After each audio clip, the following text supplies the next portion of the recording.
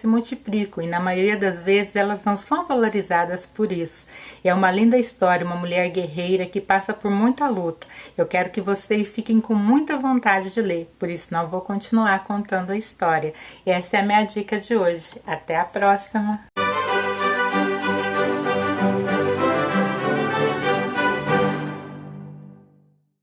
Para rever esta e outras indicações dos livros dos integrantes do Clube de Leitura de Adorim, a quem nós agradecemos a colaboração, basta acessar os nossos canais de conteúdo na internet. O ex-presidente Jair Bolsonaro entrou hoje no segundo dia cumprindo prisão domiciliar em Brasília após decisão do ministro Alexandre de Moraes. O nosso repórter Jesus Mosquera está desde ontem à noite, acompanhando toda a movimentação no condomínio onde mora Bolsonaro em Brasília e como que está hoje essa situação. Conta pra gente, Jesus. Uma boa noite para você. Oi, César. Boa noite para você, para todos que estão com a gente aqui no SBT Brasil. Olha, a Polícia Militar passou todo o dia de hoje fazendo rondas aqui na região para garantir a segurança do ex-presidente e, claro, dos moradores aqui do condomínio onde ele mora, nessa região de classe média alta aqui na capital federal. E agora à noite, essa segurança da Polícia Militar do Distrito Federal foi intensificada, até mesmo tendo em vista que já há uma concentração de apoiadores de Jair Bolsonaro na região central de Brasília, que prometem mais uma vez sair em carreata em apoio ao ex-presidente. Enquanto isso, amigos e políticos já começaram a pedir autorizações ao ministro Alexandre de Moraes para visitar Bolsonaro. Entre eles, o líder do Partido Liberal na Câmara, Sóstenes Cavalcante, o líder da oposição, o deputado Luciano Zucco, que inclusive solicita autorizações sem limite de quantidade de visitas ou pelo menos em dias pré-estabelecidos. Inclusive, o líder da oposição afirma nesse pedido que se Moraes negar a autorização, estará promovendo a ruptura com o princípio da separação dos poderes. Essa proibição de visitas foi um dos assuntos abordados em uma entrevista exclusiva concedida pelo senador Flávio Bolsonaro, filho de Jair Bolsonaro, ao SBT, e a gente confere a partir de agora na reportagem. O senador Flávio Bolsonaro, filho do ex-presidente, criticou a necessidade de autorização para visitar o pai durante a prisão domiciliar. Proibiu o filho de falar com o pai. Eu não sei qual é a democracia que eles estão defendendo. Eles estão destruindo a democracia a pretexto de defendê-la. Lamento muito que ele tenha ultrapassado essa linha ética e moral e tenha atacado a família do presidente Bolsonaro para atingi-lo. Flávio, que é advogado de formação, afastou a possibilidade de ser incluído no time jurídico do pai para ter direito a visitas restritas à defesa. Não, nesse momento que eu vou solicitar, por incrível que pareça, chegamos a esse ponto, eu vou solicitar autorização para o filho visitar o próprio pai. Ao ser perguntado sobre uma eventual retaliação de Donald Trump à prisão de Bolsonaro, Flávio disse ser impossível prever os próximos passos do presidente dos Estados Unidos. Obviamente que há uma grande preocupação aqui, porque se ele, desde o primeiro momento, está dizendo que tem que voltar a democracia no Brasil, tem que voltar a liberdade de expressão no Brasil, tem que parar a perseguição contra Bolsonaro. Obviamente, quando o Alexandre de Moraes prende o presidente Bolsonaro, fico muito preocupado com qual pode ser a reação, mas é imprevisível, não tenho a menor ideia do que pode vir a acontecer. E, obviamente, a gente vai ter que, em algum momento, escolher, vamos salvar o Brasil ou vamos salvar o Alexandre de Moraes. O parlamentar também afirmou ter sido o único responsável pela participação do pai na manifestação de domingo em Copacabana. Quando ele faz um vídeo falando ali, dando um bom dia para o pessoal em Copacabana, eu coloco nas minhas redes, não foi o Bolsonaro que pediu para eu colocar. Eu coloquei por conta própria porque eu não faço parte do processo. Na ocasião, Bolsonaro se dirigiu aos apoiadores pelo viva voz do celular do filho. Obrigado a todos. É pela nossa liberdade, pelo nosso futuro, pelo nosso Brasil. Sempre estaremos juntos. A mensagem foi gravada e postada nas redes sociais de Flávio, que em seguida apagou o conteúdo. O ministro Alexandre de Moraes entendeu que Bolsonaro violou a medida cautelar que o proibia de se manifestar na internet por meio de terceiros e decretou a prisão domiciliar. Em nota, os advogados do ex-presidente disseram que receberam a decisão com surpresa que Bolsonaro não descumpriu nenhuma medida cautelar e que a fala durante a manifestação em Copacabana não pode ser compreendida como um ato criminoso. Após a notícia da prisão do pai, outro filho do ex-presidente, o vereador Carlos Bolsonaro, deu entrada em um hospital do Rio de Janeiro. Ele deixou a unidade de saúde horas depois. Em Brasília, nesta terça-feira, o condomínio onde o ex-presidente mora e cumpre a prisão domiciliar teve a segurança reforçada. O senador Ciro Nogueira, que foi chefe da Casa Civil no governo Bolsonaro, fez uma visita ao ex-presidente com autorização do STF. Saindo agora da casa do meu presidente Jair Bolsonaro, fui autorizado pelo relator ministro Alexandre a visitá-lo, seguindo todas as normas. Não vou dizer que ele não estava triste, mas é uma pessoa que acredita muito ainda no nosso país. Durante o dia, não houve movimentação expressiva de apoiadores nem de opositores aqui em frente à residência de Jair Bolsonaro. Um cenário bem diferente do observado na noite anterior. Por volta das 10 horas da noite de segunda-feira, apoiadores do ex-presidente se aglomeraram em frente ao condomínio, depois de uma carreata pelo centro da capital federal. Vestidos de verde e amarelo e exibindo cartazes com críticas a Alexandre de Moraes, os manifestantes protestaram contra a prisão de Bolsonaro.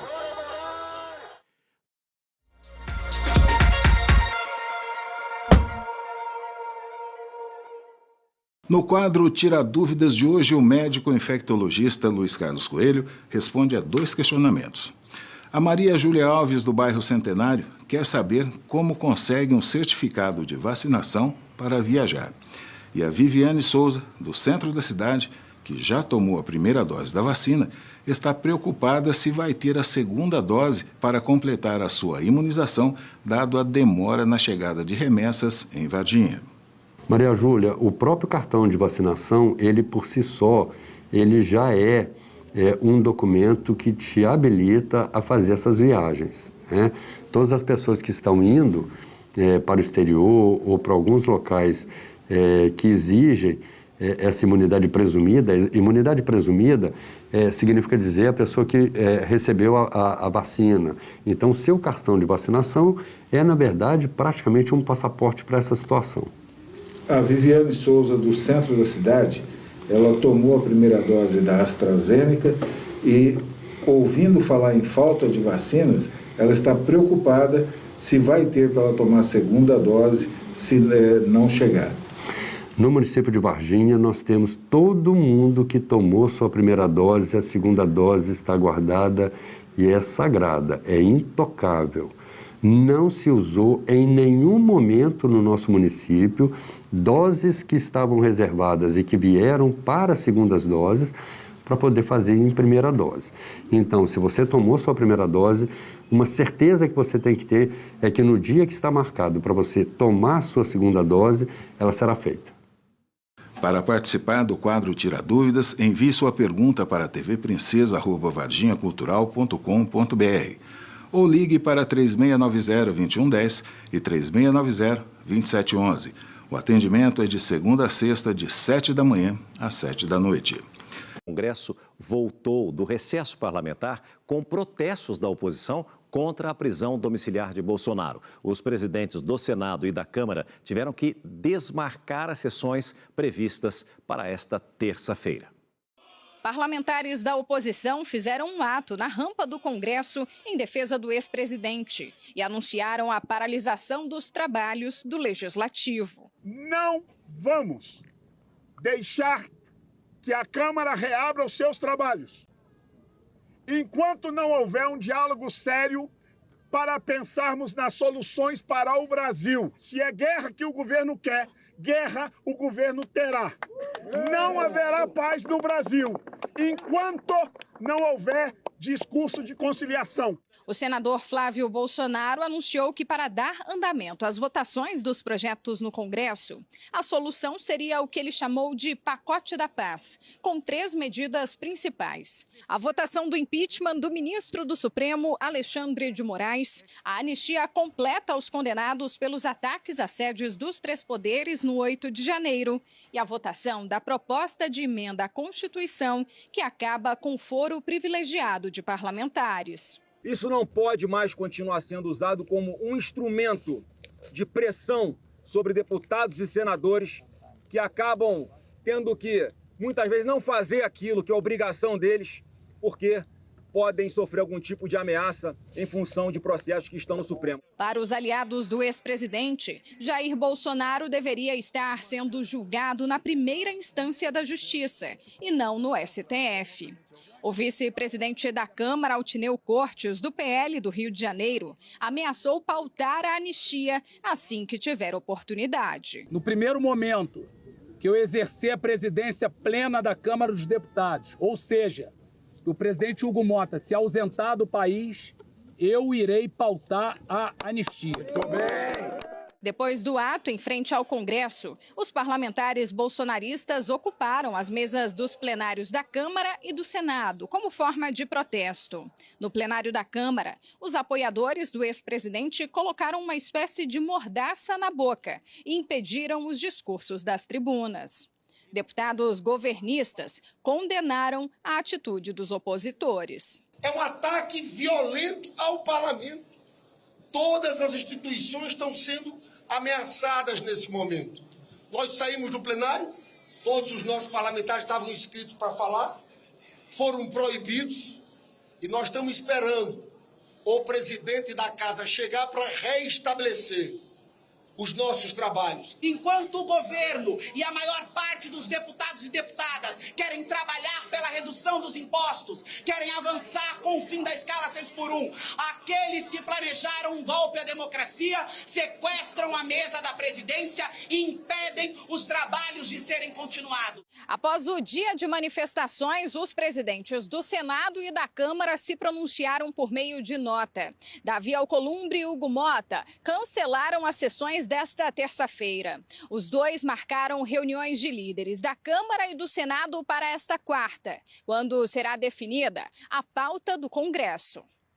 Bruno, conforme nós acompanhamos na reportagem da Vitória Mello, a oposição obstruiu essa pauta no Congresso na volta do recesso exatamente agora, né? Agora, em que medida essa pressão que nós acompanhamos aí na reportagem pode realmente levar os presidentes da Câmara e do Senado a colocarem para votação a anistia ao 8 de janeiro e ao impeachment de Alexandre de Moraes, ou esses dois fatores podem caminhar separadamente? Esses dois fatores caminham paralelamente.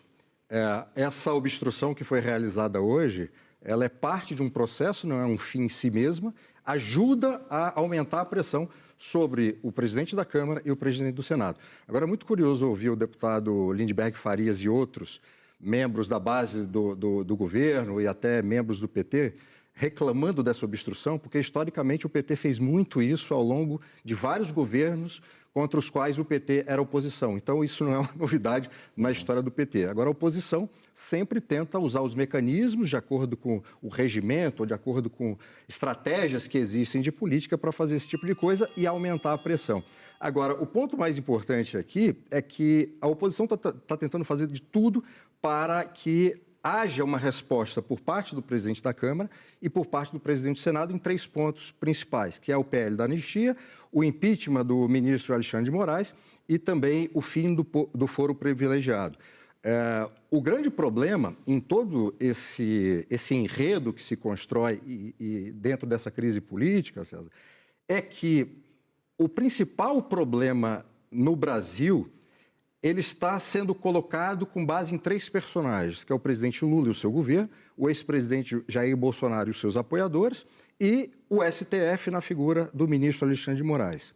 Quando se fala em pacificação, qualquer um deles fala em pacificação, nenhum dos 3, pelo histórico, recente ou antigo, nenhum dos 3 é capaz de oferecer ao país essa pacificação em razão do comportamento, das atitudes e das falas. Então, no fundo, o que o Brasil precisa é de alguém, ou e isso tem que emergir primeiro da sociedade, mas de políticos que consigam, de fato, oferecer isso. Do jeito que está, essa situação não vai ser resolvida tão cedo. O que a gente percebe nos últimos anos é que vem existindo uma polarização cada vez maior aqui no nosso país entre direita e esquerda. O que está acontecendo hoje aqui no nosso país aumenta ainda mais essa polarização, como eu disse agora? Aumenta essa polarização muito mais do que esquerda e direita, e saindo do ponto de vista meramente ideológico, de posição de ideias. O grande embate que se dá hoje é muito mais entre o grupo representado pelo ex-presidente Jair Bolsonaro e o grupo representado por o atual presidente Lula, e entrou nessa história o STF. Historicamente, o STF, embora sempre tenha sido um dos poderes políticos da República, nunca exerceu um protagonismo político. A grande novidade que nós estamos vendo hoje, presenciando, testemunhando, é justamente esse protagonismo inaceitável, porque a responsabilidade, o dever da Corte Suprema não é jogar esse jogo. Obrigado, Bruno. O Congresso Nacional retomou os trabalhos após o recesso de julho com um clima político tenso e uma pauta dividida. Para o governo, as pautas econômicas são prioridade. Já a oposição pressiona para pautar projetos que limitem o poder do STF e o da anistia aos golpistas de 8 de janeiro. Partidos da oposição tentam, desde meados de julho, pautar a anistia aos condenados pelos atos de 8 de janeiro. Defendem ainda projetos que limitam a atuação do STF. A prioridade é a votação da PEC que tira do Supremo a prerrogativa de julgar deputados que tenham cometido crimes.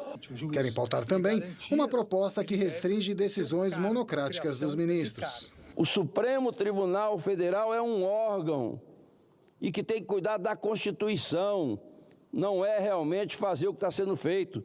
Eu espero que a partir de amanhã, com a presença aqui do presidente, a gente possa, de fato, dar uma parada.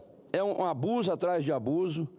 Na frente política, o PT pressiona pela cassação dos deputados do PL. Eduardo Bolsonaro, acusado de obstrução de justiça, e Carla Zambelli, que está presa na Itália. A parlamentar fugiu para a capital italiana após ser condenada a 10 anos de prisão pela invasão ao sistema do Conselho Nacional de Justiça. O caso dela aguarda votação na CCJ. Os esforços da base governista vão se concentrar também em 3 projetos econômicos. A votação da LDO, que viabiliza o orçamento de 2026, a regulamentação das regras técnicas da reforma tributária e principalmente o projeto da isenção do imposto de renda para quem ganha até R$5 mil. O texto prevê ainda alíquotas reduzidas para a classe média e aumento para os mais ricos, com a chamada taxação BBB, bancos bilionários e bets, que são as apostas online. Nós vamos querer votar a agenda que interessa para o povo brasileiro. Votar de uma vez por todas, zerar o imposto de renda de quem ganha até R$5 mil por mês. Foi uma proposta de campanha do governo Lula lá atrás. Agora, antes do recesso, votou na comissão. Compensar isso tributando quem ganha R$1 milhão ou mais por ano de renda. É a taxação BBB, com vários projetos que têm vindo. Essas e outras informações em instantes. Santa Helena Home Center, ofertas para você. Pastilhas de vidro Villagrés, 100% vidro, a partir de R$350 o metro quadrado. Cuba Deca retangular L87S, válvula oculta, por R$860. E porcelanatos Geotoco, 60 por 60, a preços especiais. Venha conferir, tudo em 5 vezes, uma entrada mais 4 parcelas. Santa Helena Home Center, o acabamento de sua construção começa aqui. Avenida Tiradentes, 1150. São Paulo tem agora um novo piso salarial. E graças ao governo do estado, mais de 100 categorias de trabalhadores irão receber um salário maior. São 3 faixas salariais que vão de R$ 505 a R$ 545. Benefício que vai proporcionar uma vida melhor para cerca de 1 milhão de pessoas. Reforço importante no orçamento que ajuda a esquentar a economia do nosso estado. Governo de São Paulo, trabalhando por você. Nesta terça-feira, véspera do início da cobrança de sobretaxa sobre produtos brasileiros exportados para os Estados Unidos, o presidente Lula descartou a possibilidade de se engajar pessoalmente em negociações com Donald Trump sobre o tarifaço.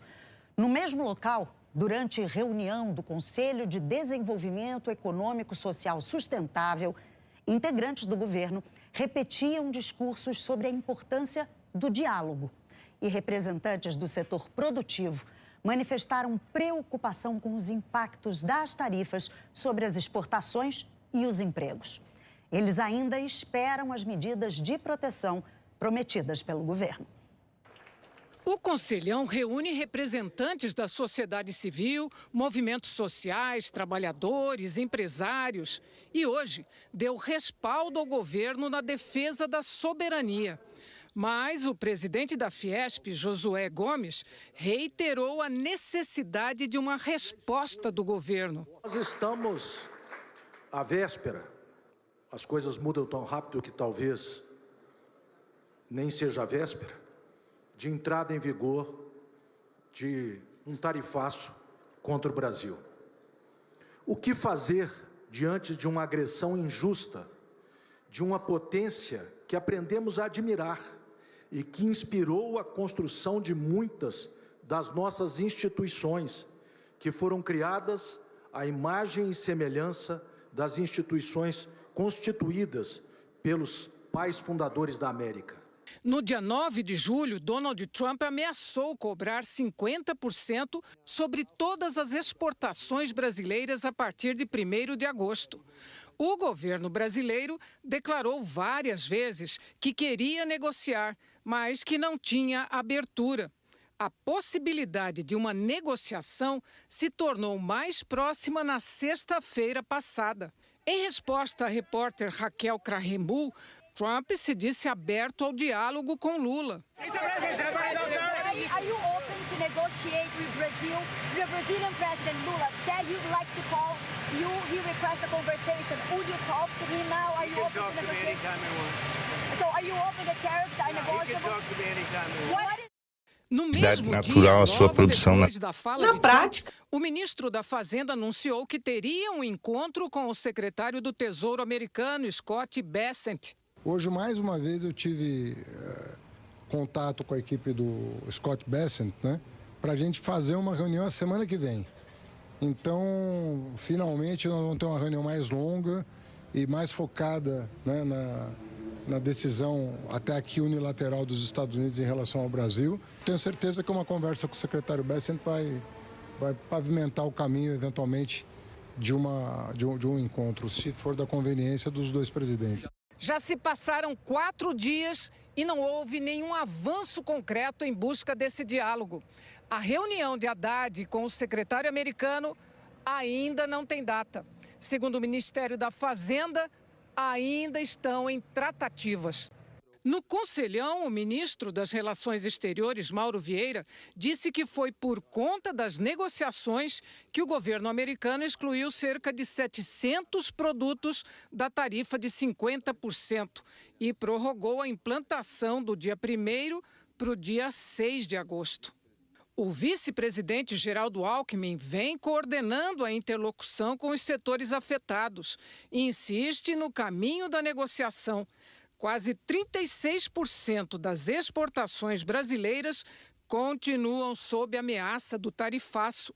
A orientação do presidente Lula tem sido negociação, diálogo, e nós vamos trabalhar para reverter esse processo. E, além disso, apoiar as empresas, apoiar o emprego e apoiar o setor produtivo e abrir mercado.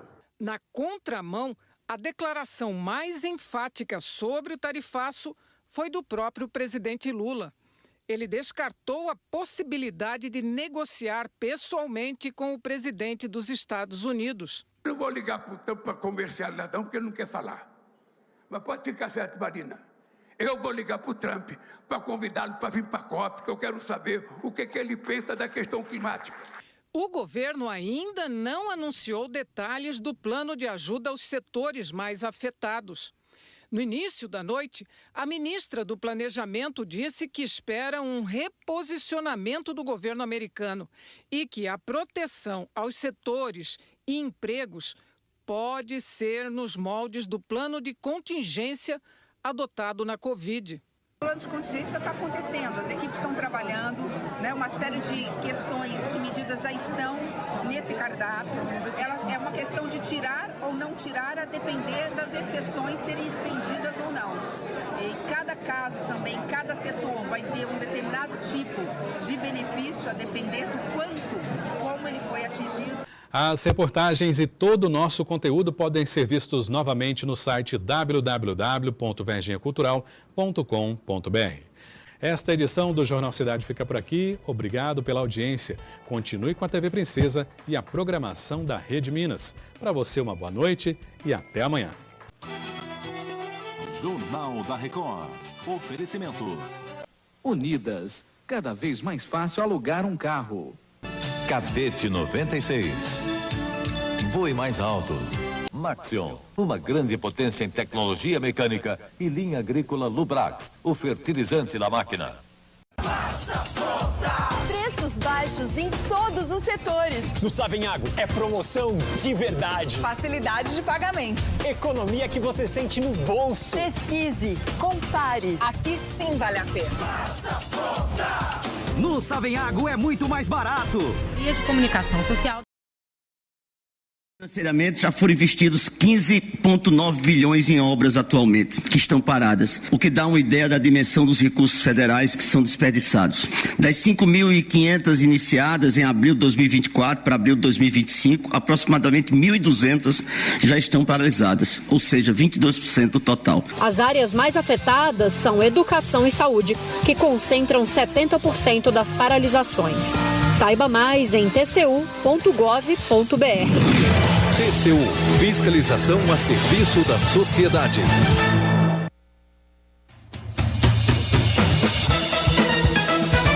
Você vai ouvir agora notícias do Poder Judiciário.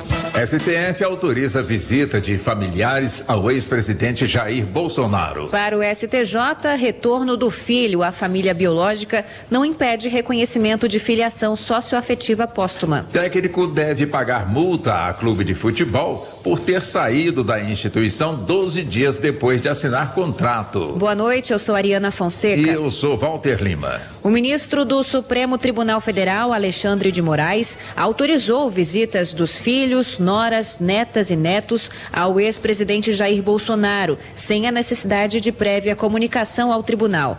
A autorização foi concedida após pedido da defesa. No despacho, o ministro Alexandre de Moraes reforça que restrições fixadas anteriormente devem ser respeitadas. A prisão domiciliar foi decretada na última segunda-feira, após descumprimentos reiterados de medidas cautelares impostas pela Corte. Entre as restrições está a proibição aos visitantes do uso de celulares, tirar fotos e gravar imagens. O ex-presidente e o filho dele, o deputado federal licenciado Eduardo Bolsonaro, do PL do Rio de Janeiro, são investigados por suposta atuação junto a autoridades dos Estados Unidos com o objetivo de obter sanções contra agentes públicos brasileiros. A alegação dos envolvidos é que a ação que investiga a tentativa de golpe de Estado na qual Bolsonaro é réu se trata de perseguição.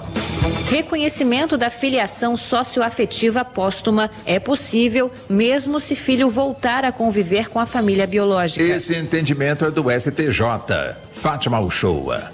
Desde os 2 anos de idade, o autor da ação morava com os pais socioafetivos que não formalizaram a adoção. Com a separação do casal, ele, que já era adolescente, decidiu viver com a mãe biológica em outro estado. Adulto, conviveu com o pai socioafetivo até a morte. A Justiça do Rio de Janeiro reconheceu a paternidade socioafetiva póstuma e manteve o vínculo com os pais biológicos. Depois, negou a apelação das irmãs socioafetivas e a terceira turma do STJ negou provimento ao recurso especial delas. Para a relatora, ministra Nancy Andrighi, há provas consistentes da existência de relação de afeto, o que possibilita o reconhecimento da paternidade socioafetiva.